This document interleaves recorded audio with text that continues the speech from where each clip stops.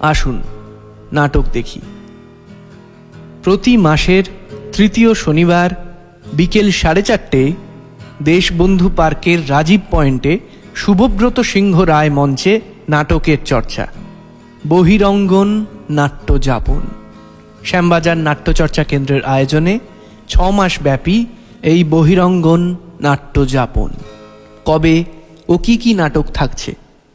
19-11-2022 রবীন্দ্রভারতী বিশ্ববিদ্যালয়ের নাটক বিভাগের নাটক লক্ষ্মীর পরীক্ষা এবং শ্যামবাজার নাট্যচর্চা কেন্দ্রের নাটক দুর্গা টুনটুনি।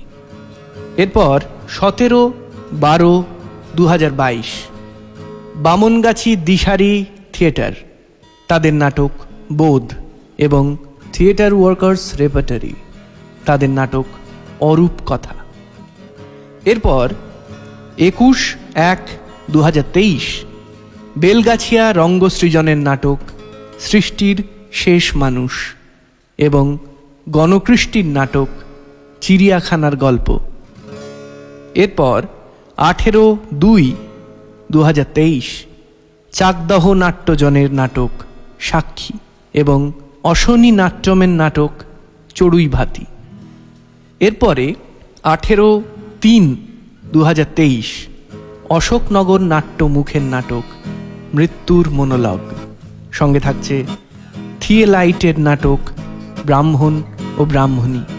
এরপর 15-4-2023 শ্যামবাজার নাট্যচর্চা কেন্দ্রের নাটক টেলিস্কোপ।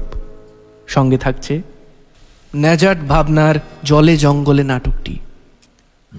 আপনারা নাটক দেখুন, এই নাটকের উপস্থাপনাগুলির সঙ্গে থাকুন। দর্শক আসনে আপনাদের সকলকে চাই। আমাদের সঙ্গে যোগাযোগ করুন 9674772322 এই নম্বরে।